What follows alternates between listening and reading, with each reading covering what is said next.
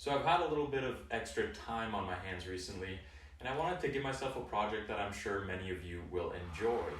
I wanted to give you a complete history of the famous or infamous, depending on who you ask, Tesla Model S. In today's video, I'll go over a brief introduction of the Model S, as well as the trims, as I'll call them. I'm sure you'll be surprised by the amount of changes that the Tesla Model S has seen within the past almost 10 years of its existence. This video is meant to be educational and informational. However, to spice things up a little bit, I'll include some of my opinions and thoughts on some of the changes. June 30th, 2008 was the day Tesla announced the Model S in a press release. The Model S would technically be Tesla's first from-the-ground-up car. The prototype for the Model S was, I have to say it, not really my cup of tea. The proportions were just a little off, but that's neither here nor there because I absolutely fell in love with the production version. They made and sold just shy of 2,500 Tesla Roadsters to help jumpstart the life of the Tesla Model S, and this was all part of Musk's master plan.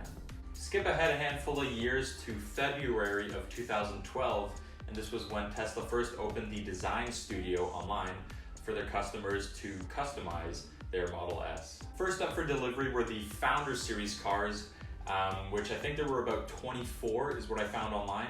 And right afterwards were the Signature Series with 1,000 cars, and they were delivered August 11th, 2012. The special color Signature Red was optional for the Founder Series as well as the Signature Series, but not all of them optioned for that color, which I'll get into more detail on a different video when I explain all the details of the changes of the exterior of the Model S. In the early life of the Tesla Model S, you had the option between a 40, a 60, a 85, and a P85.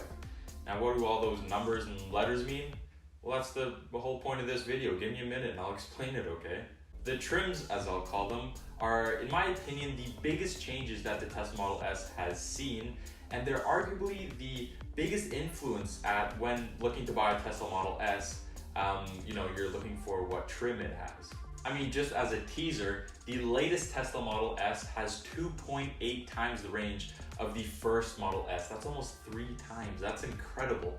I've organized the couple dozen trims of the Model S in order of release date, not so much 0 to 60 time or range or battery size. As I teased moments ago, the Model S was originally offered in the 40, 60, 85, and P85. All right, let's dive into it.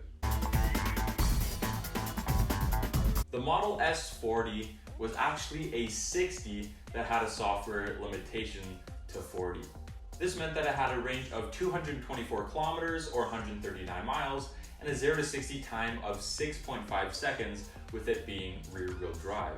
The 40 is the slowest Model S with the least amount of range, but that is by no means saying that it was a bad car. It was simply the least expensive Model S at the time. One huge drawback of the 40, which wasn't so much a concern in 2012, is that it doesn't have supercharging capability. The option wasn't even there for it.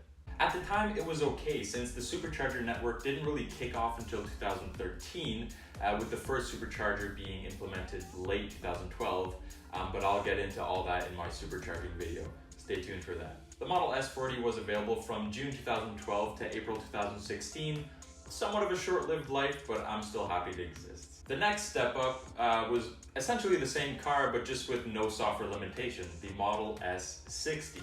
This meant that it had the full 60 kilowatt hour battery and rear-wheel drive. With a range of 335 kilometers or 208 miles and a 0 to 60 time of 5.5 seconds, this was notably better, if you will, than the Model S40 with over 100 kilometers range more and a second less 0 to 60. Supercharging for the 60 was an option.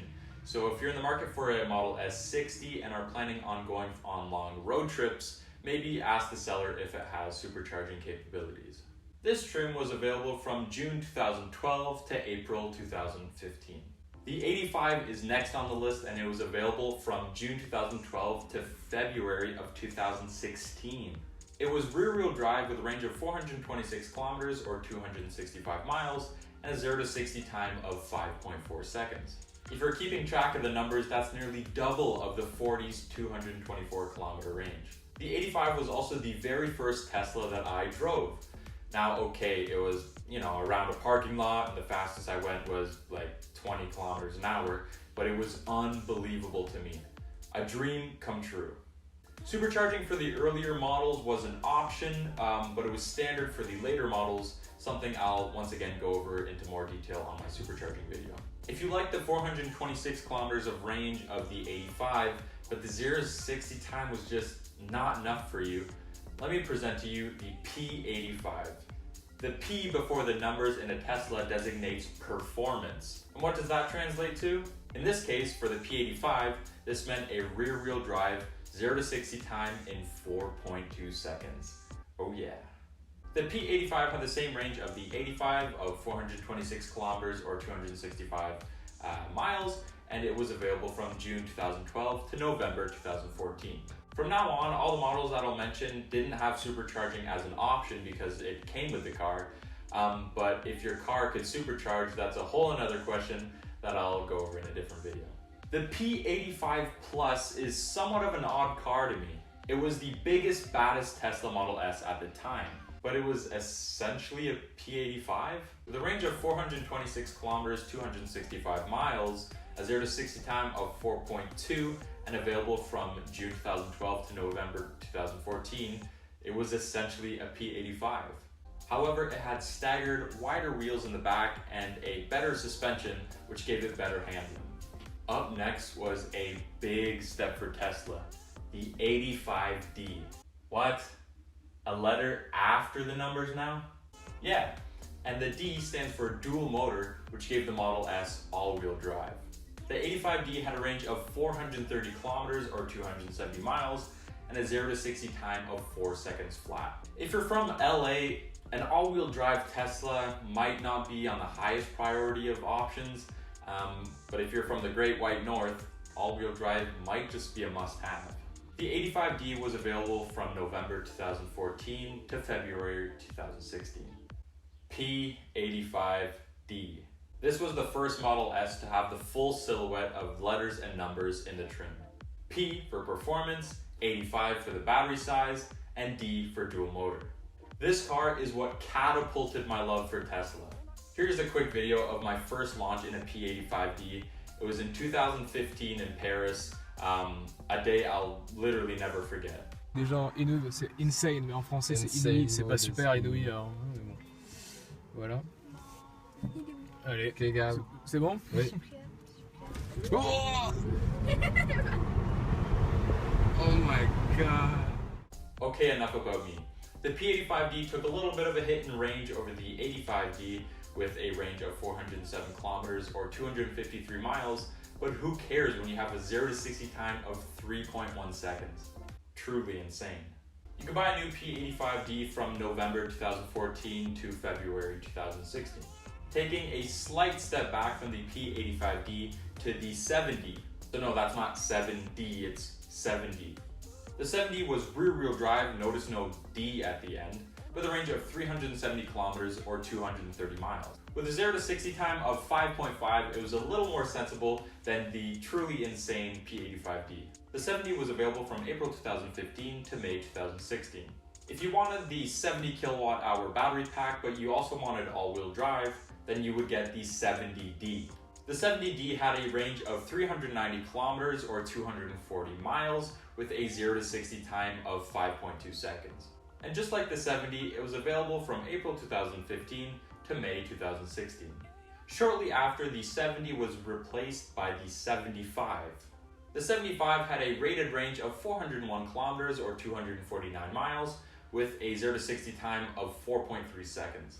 It was available from May 2016 to September of 2017. And if memory serves me well, this was the very last rear-wheel drive Model S Tesla offered from new. I don't want to make this video all about me, but I had to throw in this story because it was a monumental day in my life. The eVoto Rentals Tesla Model S 75D was the very first Tesla I properly drove. Some might remember a video a couple years ago now where I went to Montreal to drive it. What a day that was. Wow. Gosh. So yes, the 75D has a range of 417 kilometers or 259 miles and a 0 to 60 time of 4.2 seconds. You can spec your very own new one from May 2016 to January of 2019. Not too long after the 75 and the 75D were released, Tesla released another software limited version, the 60 as well as the 60D. The 60 was of course rear-wheel drive with a range of 335 kilometers or 208 miles with a 0 to 60 time of 5.5 seconds. The all-wheel drive version of the 60, the 60D, had a range of 351 kilometers or 218 miles with a 0 to 60 time of 5.2 seconds. Both the 60 and the 60D were available from June 2016 to April 2017. And just as a side note, you could actually pay a little extra to unlock the full 70 or 75D, even if you purchased a 60 or 60D. Stepping it up a notch, you could get the 90D from August 2015 to June 2017. The 90D had a range of 473 kilometers or 294 miles and a 0 to 60 time just under 4 seconds at 3.9 seconds. Like they did with the 85D, they just had to add a performance version of the 90D, the P90D. The 0 to 60 time of the P90D was pretty on par with the P85D of 3.1 seconds, but the range was greater at 430 kilometers or 270 miles. You could get the P90D from August 2015 to November 2016. If the insane performance of the P90D just wasn't enough for you and you wanted something a little more ludicrous, you could get the P90DL or the P90D Ludicrous. The ludicrous version of the P90D knocked down the 0 to 60 time to 2.8 seconds. That's the first time the Model S was sub 3 seconds. The P90D Ludicrous was also available from August 2015 to November 2016. And to designate a ludicrous car, the badging, so the P90D, would be underlined. Here's a quick clip of me in one from a previous video. Alright, here we go.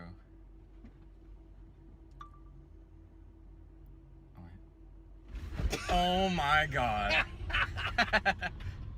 Interestingly, Tesla released an update to the P85 that could now have ludicrous mode, so the P85DL.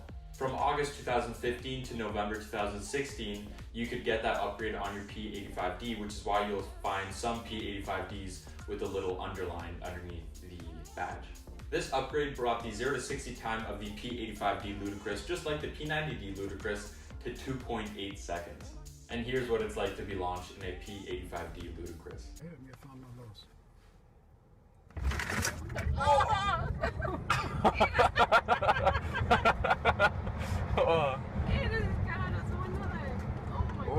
Also das war ludicrous.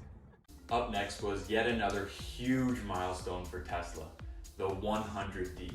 This was the first time that one of their cars crossed the 500 kilometer or 300 mile mark with 539 kilometers or 335 miles of range. The 0 to 60 time was also pretty nice, with it being just a tad slower than the original P85D at 3.6 seconds. The 100D was offered for almost 3 years, from August 2016 to March of 2019. Now you know they had to add a performance version of the 100D, the P100D Ludicrous. Now the P100D Ludicrous did take a little bit of a hit in terms of range with 507 kilometers or 315 miles. But who cares when you have a 0 to 60 time of 2.4 seconds? Just like the 100D, the P100D Ludicrous was available from August 2016 to March of 2019. The next generation of Model S lost its numbers and letters badging, which I'll go into more detail a little later. Either way, you can now order a standard range, a long range, or a performance Model S. The standard range was only offered for a couple weeks in April of 2019. It had a range of 458 kilometers or 285 miles and a 0 to 60 time of 4 seconds flat. The long range is the current leader in terms of range. 630 kilometers, 390 miles. Wicked. It has a respectable 0 to 60 time of 3.6 seconds and has been available since April of 2019. Up next is quite possibly the most hyped up drag racing car out there, the Performance Model S. This thing flings itself to 0 to 60 in 2.5 seconds with a range of 560 kilometers or 348 miles. But trust me, with Ludicrous Plus mode on and cheetah launches, I don't think you're gonna get to see that full 560 kilometers of range. If you look at the Tesla website, the performance and the long range variants of the Tesla Model S are the only two options available at the time of recording this video. I'm probably gonna have to make another video in a year or so because Tesla just changes all the time. The last trim levels that I'd like to talk about are the a little more rare hybrid Tesla Model S's. So as you can tell right here, Tesla made a few Model S's with a Chevrolet LS3 motor in it. The combination of the roaring LS3 V8 and the Tesla electric motor makes for a killer hybrid. Of course, that's a joke. Get that gas engine out of my face. The actual hybrids I'm talking about are when owners swap out their battery for whatever reason. Take Tesla Taxi on Instagram, for example. The life of his Model S started out as an 85, but a couple of years later he got a 90 battery, and so now he has a 90. A second example was the first and ever time I saw it. It was on a Tesla Owners Ontario Facebook group, and some gentleman was trying to sell his P90. So that means that he had a P85, but got the battery swap, so he now has a P90. I've never seen that and I regret not taking a screenshot, but that was pretty interesting to see. The next example isn't a Model S, but I figured I'd bring it up anyway. I've seen multiple P100D Signature Series Model X's. So the Signature Model X's came in P90Ds, but some of them of course had the battery swap, so now they're P100D Signature Model X's. And the last one is a little bit more of a joke since Tesla themselves didn't officially make the conversion, but there technically is a P90 Plus in the world. And so after all my research, I figured I'd throw all the numbers I found into a graph to give you an overview of the available models over time. As you can tell, the 85 trim was available for the longest time, and it was available for 43 months.